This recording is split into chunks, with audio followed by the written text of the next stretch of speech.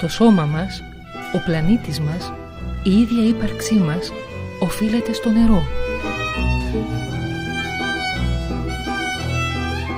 Είναι η χημική ένωση που θεμελιώνει τη ζωή και διασφαλίζει την επιβίωση. Η πρόσβαση σε καθαρό νερό είναι ανθρώπινο δικαίωμα, αναγνώρισε με ψήφισμά του ΟΗΕ.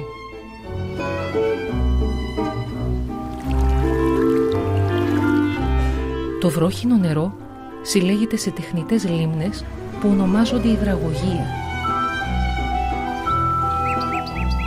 Μεγάλα φράγματα, πολύπλοκα δίκτυα αγωγών, διελιστήρια και εγκαταστάσεις ποιοτικού ελέγχου είναι δημόσια περιουσία και το νερό είναι ένα πολύτιμο αγαθό.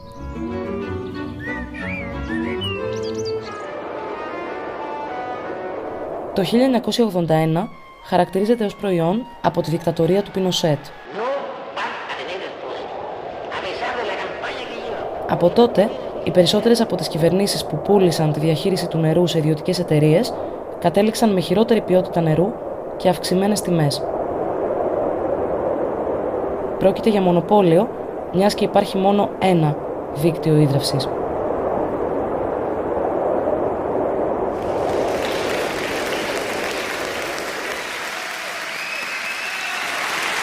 El gobierno de la nación argentina cumplimenta esta noche 7 cabalísticas privatizaciones, 7 sectores estratégicos del quehacer nacional. Nada de lo que deba ser estatal permanecerá en manos del Estado.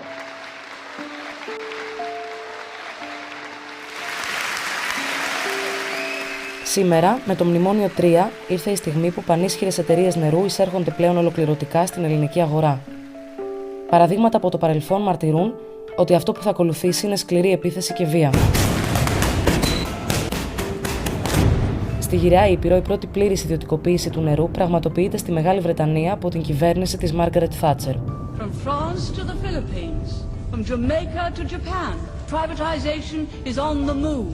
Popular capitalism is nothing less than a crusade. Τα επόμενα χρόνια το κόστος των λογαριασμών αυξήθηκε κατά 67%, ενώ στο Παρίσι τα τιμολόγια αυξήθηκαν κατά 260% όταν το δίκτυο πέρασε στα χέρια της Βεόλια και της Σουέζ. We have an urgent warning tonight to everyone in Milford. Well, the problem in the water supply is E. coli. Today, school was canceled. Don't drink the water. Now, the town's water company is privately owned.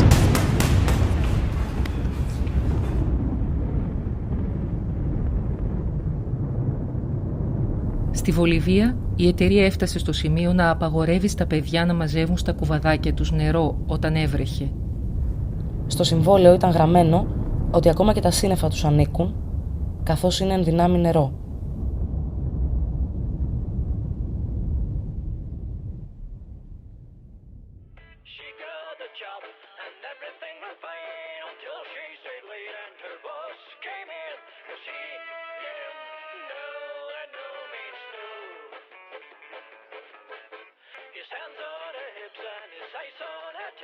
He didn't see her smile while she cut through his throat. She